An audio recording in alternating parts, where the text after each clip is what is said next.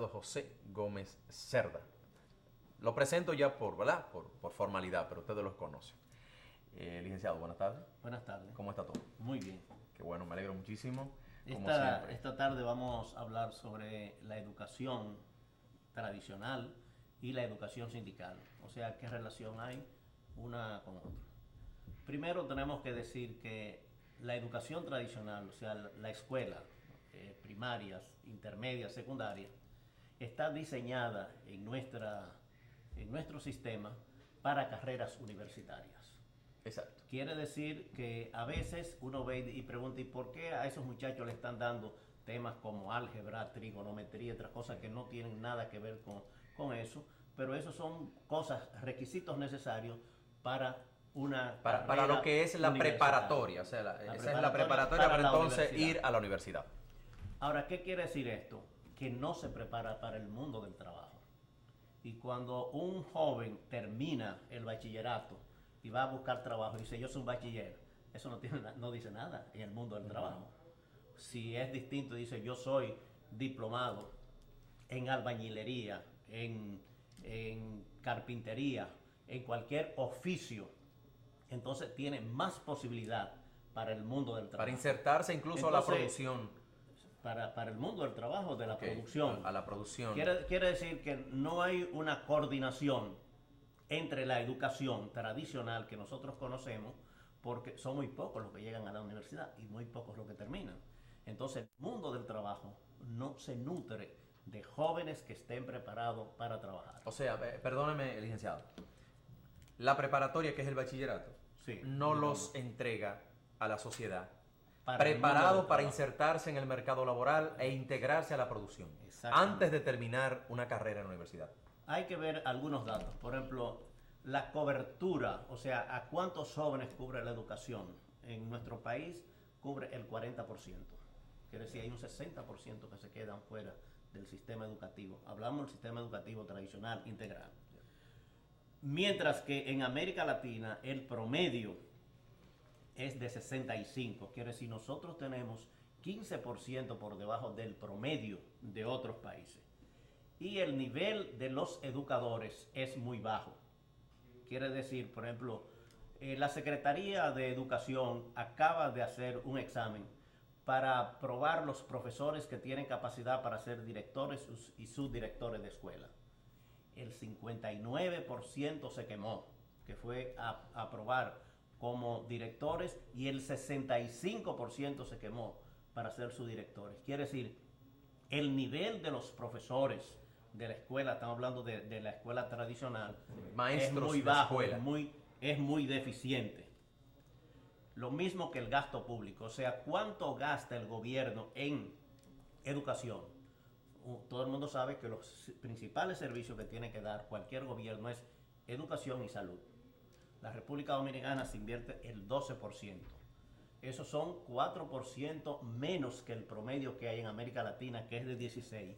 Y hay países como Costa Rica que invierte en su gasto público el 22% para la educación. Y eso se refleja en términos general en la educación que tiene el pueblo. Pero hay un detalle, y me perdona la interrupción, hay un detalle. Desde mi humilde opinión, yo entiendo que para una persona poder educar debe estar debidamente calificado y preparado. Incluso debe haber estudiado magisterio. O sea, yo entiendo que no basta con ser bachiller, a veces incluso ni con ser profesional y tener un título. No, porque educar es una cualidad adicional. Y otra cosa es tener conocimiento. Que no tiene nada que ver con graduarse de una carrera cualquiera. Tengo un amigo que me dice que aquí el que sabe, sabe, y el que no, enseña. Quiere decir que quienes enseñan son los que no saben. Eso en términos generales. Aunque aparenta una paradoja, pero no lo es. No lo es, pero bueno, en el fondo tiene sentido. Lo dice así. Si el Estado es el responsable de la educación, se supone que debe cubrir la mayoría de los gastos que se invierten en la educación de los jóvenes. Pero en la República Dominicana no es así. En República Dominicana las familias, o sea, los que mandan su niño a la escuela pública o privada, invierten el 56% de los gastos. Y el gobierno solo invierte el 44%. Hay países en los cuales la prioridad es la educación y muchos de esos países pues tienen, el Estado cubre más del 90%, aquí solamente cubre 44%, quiere decir, es el esfuerzo de los bolsillos de los dominicanos que sale la mayor cantidad de dinero para la educación de sus hijos, cuando es una responsabilidad no de la familia fundamentalmente, sino del Estado. La deficiencia más grande en la educación está en dos materias fundamentales, que es el lenguaje y la matemática. Nosotros somos el tercer país de abajo para arriba de América Latina en eficiencia en lenguaje y en matemática. Quiere decir, estamos en el antepenúltimo lugar de todos los países de América Latina. Y hay que saber que el que no sabe lenguaje le dificultan otras materias. Y el que no sabe matemática es difícil que sea bueno en física o en química, porque la matemática es la base para muchas de las otras materias. Es como, es como la plataforma. Es como la plataforma, lo mismo que el lenguaje, el castellano, que es lo que nosotros hablamos, somos muy deficientes en esas dos materias que son vitales para la educación y para la formación. Hay otro problema grande que es lo que se llama la deserción escolar. Quiere decir, cada año miles de jóvenes, de niños y niñas abandonan la escuela. Algunos por problema económico, otros por otros tipos de problemas. Problemas familiares, problemas económicos. Problemas familiares, todo esto. Pero cuando abandonan la escuela, quiere decir, tiene deficiencia ese joven. Para el trabajo no tiene la formación, no ha completado, y eso les dificulta después para el mundo del trabajo. Pero eso no se da solamente en la materia, en la escuela primaria. La Universidad Autónoma de Santo Domingo, la UAS, tiene este año, no vamos a hablar de historia, este año 65,000 estudiantes. De esos 65,000 desertaron este año el 43%, quiere decir 28,000 estudiantes de la UAS tuvieron que abandonar y abandonaron. Quiere decir, cuando esos muchachos ya están en la universidad, bueno, y abandonan, es que el mundo del trabajo tiene para poder asimilar 28,000 estudiantes, solamente hablamos de la UAS. Muy penoso. Y hablamos de la UAS porque es la universidad donde el Estado contribuye más y donde los estudiantes tienen más facilidades para el pago y para otras cosas. Quiere decir que la deserción es una de las unidades prácticamente más barata. Sí. Quiere decir que en las universidades públicas se supone que la deserción es tan elevada o más que en la UAS. Quiere decir que hay un problema en la educación muy grande. ¿Cuáles son los motivos por los cuales desertan esos estudiantes? Los niños y también los estudiantes universitarios. Y hay un problema grande que se está tratando mucho ahora, lo que tiene que ver sobre las formas de los jóvenes y especialmente las formas de trabajo de los niños, especialmente los que no van a la escuela y se tienen que dedicar al trabajo. Que dentro de eso hay muchos que son de los que nunca han ido o de los que han desertado de la escuela y tienen obligatoriamente que ponerse a trabajar. Hay una política que mucha gente dice, estamos contra el trabajo infantil.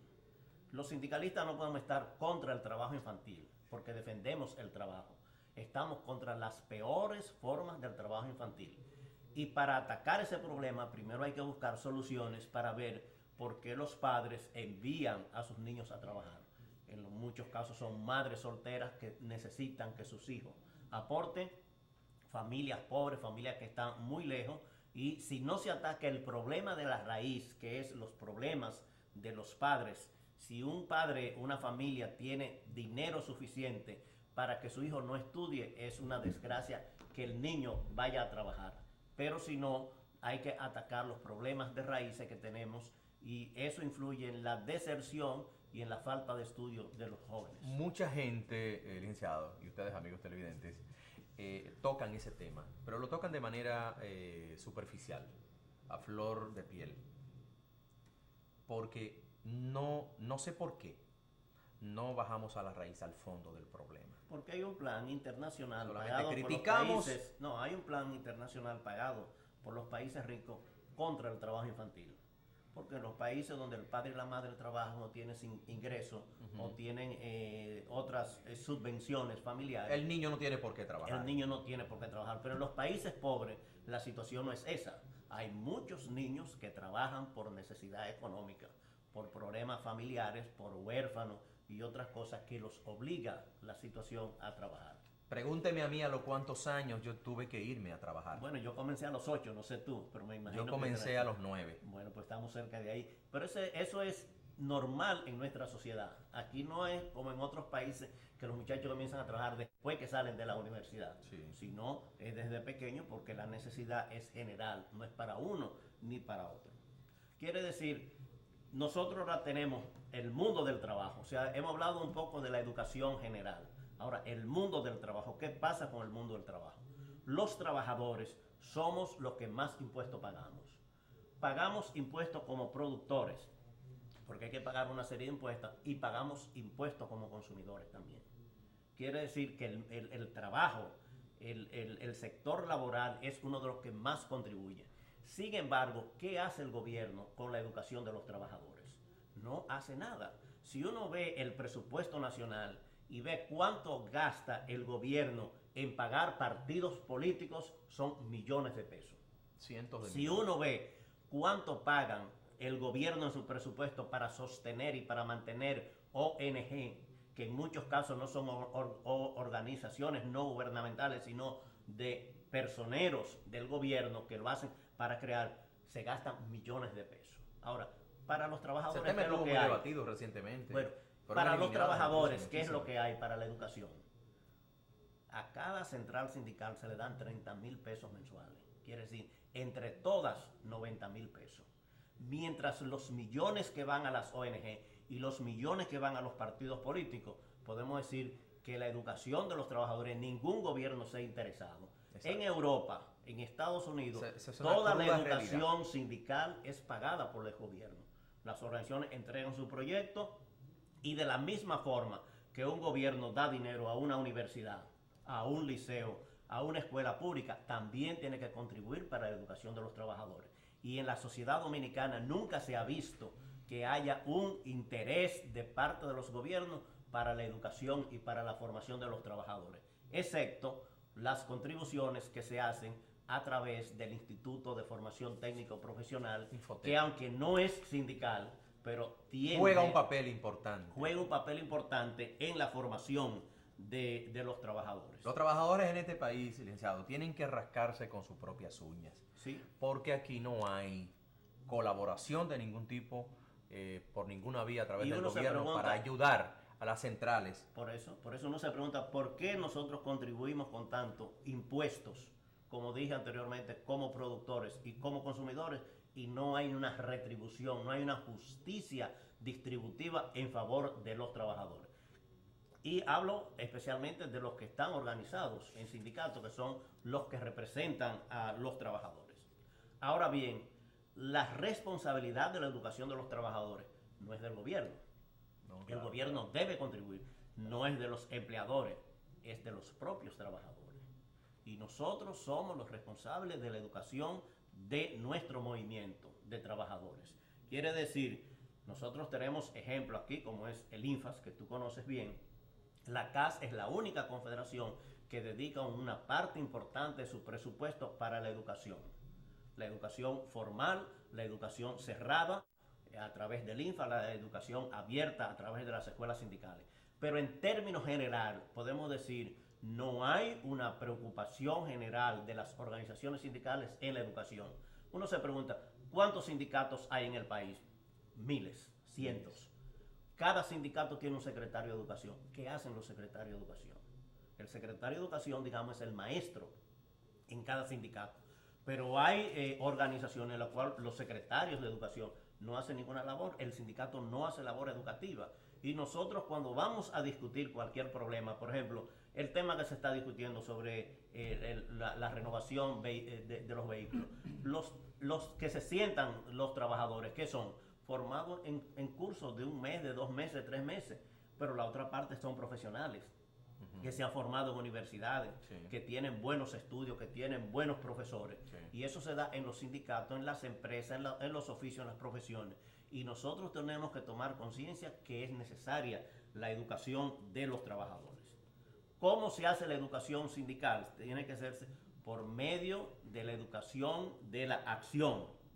Quiere decir, como hay programas educativos dual que se enseña la teoría y la práctica, en el movimiento sindical también tiene que hacerse ese tipo. Es una educación, no es una pedagogía para niños, sino es una educación andragógica